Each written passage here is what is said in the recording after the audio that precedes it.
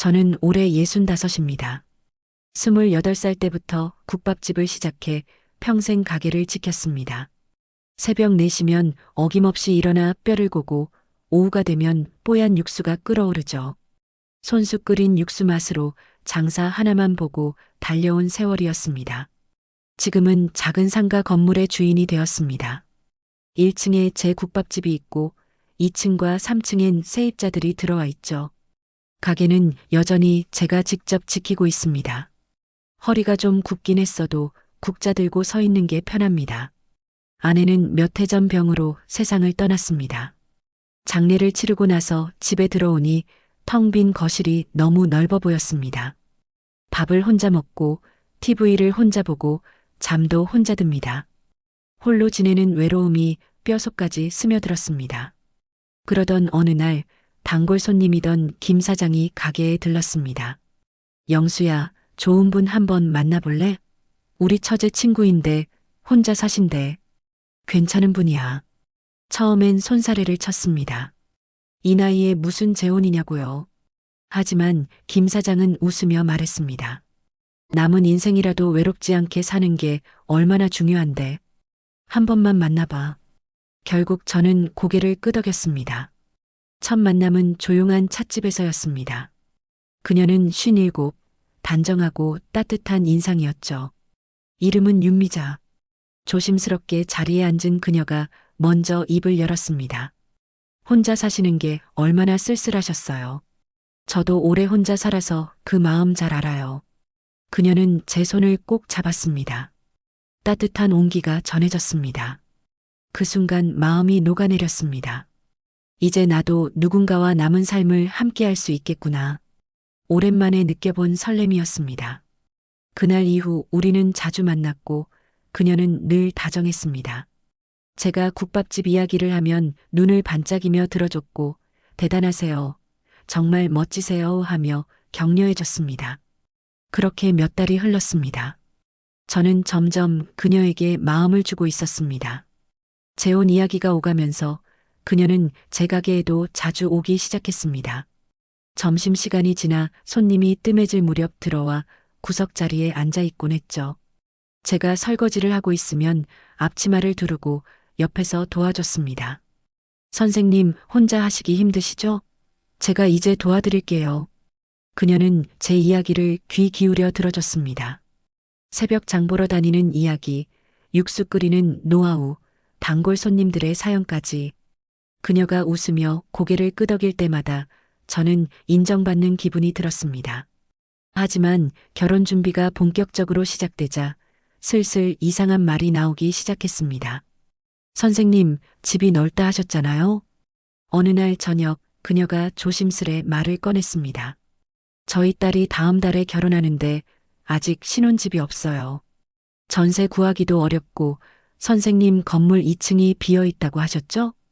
아이가 거기 들어가 살면 어떨까요? 우리 식구가 되는 건데 괜찮으시죠? 순간 가슴이 철렁했습니다. 2층은 월세를 받고 있는 세입자가 있었습니다. 그 말은 세입자를 내보내고 딸에게 무상으로 내주라는 뜻이었습니다. 그게 지금 세입자가 있어서. 아, 그럼 계약 끝나면요? 우리 딸도 참 착한 애예요. 선생님 모시면서 잘 살 거예요. 저는 그냥 웃어넘겼습니다. 가족이 되면 서로 돕는 게 당연하다고 생각했으니까요. 그런데 며칠 뒤에는 아들 이야기를 꺼냈습니다. 우리 아들이요, 28인데 아직 직업이 안정적이지 않아요. 요즘 취업이 얼마나 어려운지 아시잖아요? 그녀는 한숨을 쉬며 말을 이었습니다. 선생님이 평생 식당 하시면서 쌓은 노하우가 얼마나 대단한데요. 우리 아들한테 좀 가르쳐 주시면 정말 든든할 것 같아요. 요리도 배우고 장사하는 법도 배우고요. 그야 가르쳐 줄 수야 있지. 정말요? 어머, 고마워요. 우리 아들도 정말 좋아할 거예요. 그녀는 환하게 웃었습니다. 하지만 그 웃음 뒤로 뭔가 더 있는 것 같았습니다. 처음엔 가족이 되니 서로 돕자는 뜻인가 싶어 넘겼습니다. 하지만 점점 요구는 커져갔습니다. 선생님, 우리 딸 전세 보증금이 모자란데요. 5천만 원만 도와주실 수 있어요? 아들이 작은 식당이라도 차리고 싶대요. 창업 자금만 있으면 되는데 은근슬쩍 부탁하는 게 아니라 이젠 당연한 듯 요구하기 시작한 겁니다. 제 건물, 제 가게, 제 돈이 어느새 우리 거가 되어 있었습니다. 그날 밤 침대에 누워 천장을 바라봤습니다. 가슴 한구석이 무거웠습니다. 결정적인 순간은 어느 날 우연히 찾아왔습니다.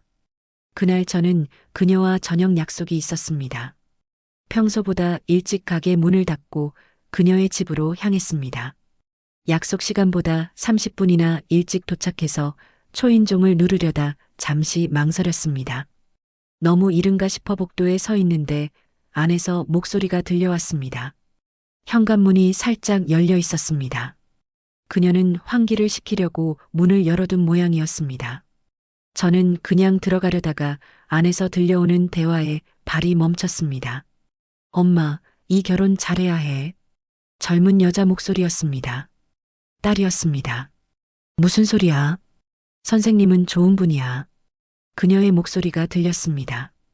좋은 분인 건 알지. 근데 엄마 건물에서 집 하나 빼주면 우리 신혼 문제는 끝이야. 전세 구하려면 억 넘게 드는데 공짜로 해결되잖아. 그건 좀. 엄마, 우리가 얼마나 힘들게 살았는데. 이번 기회에 확실히 해야지. 결혼하면 재산 반은 엄마 거 되는 거 아니야? 당연히 우리도 권리 있어. 그 말에 가슴이 철렁 내려앉았습니다. 하지만 더 충격적인 건 다음에 들려온 목소리였습니다. 누나 말이 맞아. 남자 목소리, 아들이었습니다. 누나 신혼집도 해결하고 나는 식당 물려받으면 평생 걱정 없지. 엄마, 그 양반 자식도 없잖아. 결국 다 우리 거야. 도연아, 너무 그런 식으로 말하지 마. 그녀가 말렸지만 목소리에 힘이 없었습니다. 엄마만 잘하면 돼. 결혼하고 몇 년만 참아. 그 양반 나이도 많으니까 오래 안 걸릴 거야. 그럼 건물도 가게도 다 우리 거지. 야, 이 자식아. 그런 말하는 게 아니야. 그녀가 버럭 소리를 질렀습니다. 무슨 소리야, 엄마. 사실이잖아. 엄마도 그거 생각하고 만난 거 아니야? 그녀는 대답하지 않았습니다. 침묵이 흘렀습니다. 그 침묵이 모든 걸 말해주고 있었습니다. 제 귀를 의심했습니다. 아니, 믿고 싶지 않았습니다. 따뜻한 마음으로 다가온 줄 알았던 그녀와 그 가족이 결국 제 평생 피땀 어린 재산만 노린 거였습니다. 제 손이 떨렸습니다. 20대부터 지금까지 새벽 4시에 일어나 뼈를 고고 무거운 냄비를 들고 허리가 굽도록 일해서 모은 재산. 아내와 함께 한 푼 한 푼 모아 산 건물. 그게 이들 눈엔 그저 쉽게 가져갈 수 있는 물건에 불과했던 겁니다. 마치 머리를 망치로 얻어맞은 기분이었습니다. 어지러웠습니다. 저는 조용히 뒤로 물러났습니다. 계단을 내려가 건물 밖으로 나왔습니다. 찬바람이 얼굴을 때렸지만 가슴속은 더 차가웠습니다. 핸드폰이 울렸습니다. 그녀였습니다. 선생님 어디세요? 약속 시간 다 됐는데. 목소리는 여전히 다정했습니다. 하지만 이제 그 목소리가 거짓으로 들렸습니다. 미안하오. 급한 일이 생겨서 오늘은 못 갈 것 같소. 어머, 무슨 일이세요?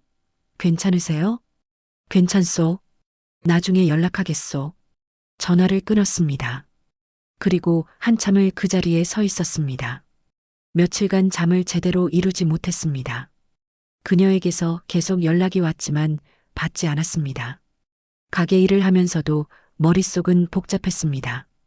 국자를 들고 있어도 손님에게 국밥을 내놓아도 그날 들은 말들이 계속 귓가에 맴돌았습니다. 엄마만 잘하면 돼. 결국 다 우리 거야. 김 사장이 가게에 들렀습니다.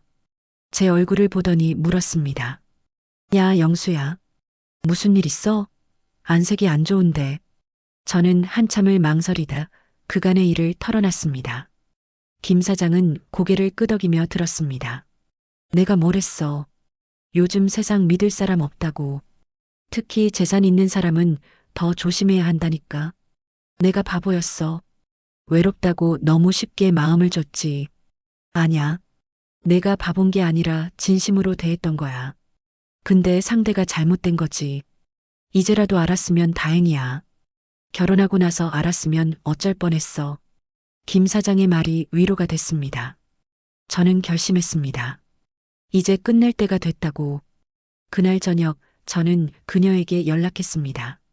내일 한번 만납시다. 할 말이 있어. 네, 선생님. 그동안 왜 연락이 없으셨어요? 걱정했잖아요. 다음 날 우리는 처음 만났던 그 찻집에서 마주 앉았습니다. 그녀는 여전히 미소를 띠고 있었지만 저는 이제 그 미소 뒤에 숨은 계산을 알고 있었습니다. 무슨 일로 급하게 연락하셨어요? 그녀가 물었습니다. 저는 잠시 찻잔을 바라보다 천천히 입을 열었습니다. 지난주 당신 집에 갔었소. 네. 그날 못 오신다고 하셨잖아요. 약속 시간보다 일찍 도착했었소. 그래서 문 앞에 서 있었는데 안에서 대화 소리가 들렸소. 그녀의 얼굴이 굳어졌습니다. 그날 당신 자녀들이 무슨 말을 했는지 다 들었소. 선생님, 그게 들으시오. 저는 단호하게 손을 들어 그녀를 말을 막았습니다. 나는 가족을 원했고 진심을 원했습니다. 남은 인생을 함께 의지하며 살 사람을 찾았던 겁니다. 하지만 당신은 나를 그저 돈줄로만 본 겁니다. 아니에요, 선생님. 제가 정말 아니요. 변명은 듣고 싶지 않소. 저는 그녀의 눈을 똑바로 바라봤습니다. 내 건물도, 내 식당도, 내 인생도 이제 더 이상 당신 손에 맡길 생각 없습니다.